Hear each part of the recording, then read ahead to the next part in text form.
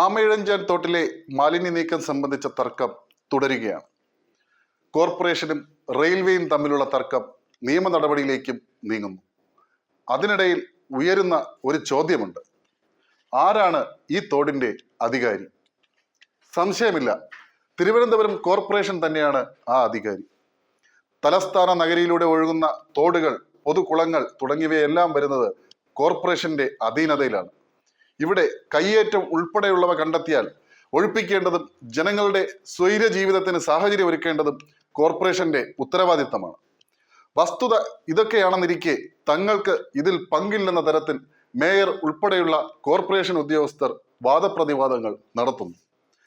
ആമയിഴഞ്ചാൻ തോട്ടിൽ മാലിന്യ നീക്കം ചെയ്യാൻ ഇറങ്ങിയ തൊഴിലാളി മുങ്ങി മരിച്ച സംഭവത്തോടെയാണ് റെയിൽവേയും കോർപ്പറേഷനും തമ്മിലുള്ള തർക്കം തലപൊക്കിയത്.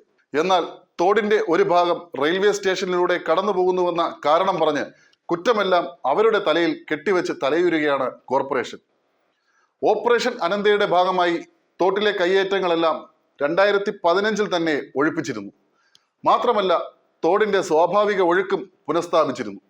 7 മീറ്റർ ആയിരുന്നു തോടിന്റെ സ്വാഭാവിക വീതി. എന്നാൽ ഇപ്പോൾ കയ്യേറ്റങ്ങൾ പെരുകിയതോടെ പലയിടത്തും പലതരത്തിലാണ് തോടിന്റെ വീതി കണക്ക്. ഒരു ഭാഗത്ത് 3 മീറ്ററെങ്കിൽ മറ്റൊരിടത്ത് 2 മീറ്റർ, മറ്റു ഭാഗങ്ങളിൽ 4 മീറ്റർ, ചിലയിടത്ത് അതിൽ കൂടുതലുമുണ്ട് വീതി. ഓപ്പറേഷൻ അനന്തയുടെ ഭാഗമായി ഈ കയ്യേറ്റങ്ങളെല്ലാം ഒഴിപ്പിക്കുകയും സ്വാഭാവിക ഒഴുക്ക് പുനഃസ്ഥാപിക്കുകയും ചെയ്തിരുന്നു. നിലവിൽ ആമയിഴഞ്ചാൻ തോട്ടിന്റെ വലിയ കയ്യേറ്റങ്ങളൊന്നും തന്നെ ഇല്ലെന്ന് പറയാം. എന്നാൽ മാലിന്യ കൂനകൾ പല സ്ഥലങ്ങളിലുമുണ്ട്. അതിനു കാരണം തോടിന്റെ വീതിക്കുറവ് തന്നെയാണ്.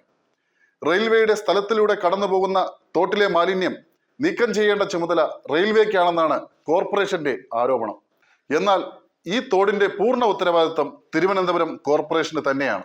ഒരാളുടെ പറമ്പിലൂടെ തോടൊഴുകുന്നുവെന്ന് പറഞ്ഞ് നാട്ടുകാർ നിക്ഷേപിക്കുന്ന മാലിന്യത്തിന്റെ ഉത്തരവാദിത്തം റെയിൽവേക്ക് മുകളിൽ കെട്ടിവെക്കുന്നത് ശരിയല്ലെന്ന് പരിസ്ഥിതി പ്രവർത്തകരും പറയുന്നു.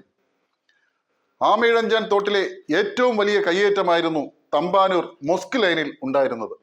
അവിടുത്തെ കയ്യേറ്റങ്ങളെല്ലാം 7 ദിവസം കൊണ്ടാണ് ഓപ്പറേഷൻ അനന്തയുടെ ഭാഗമായി ഉദ്യോഗസ്ഥർ പൊളിച്ചു മാറ്റിയത്.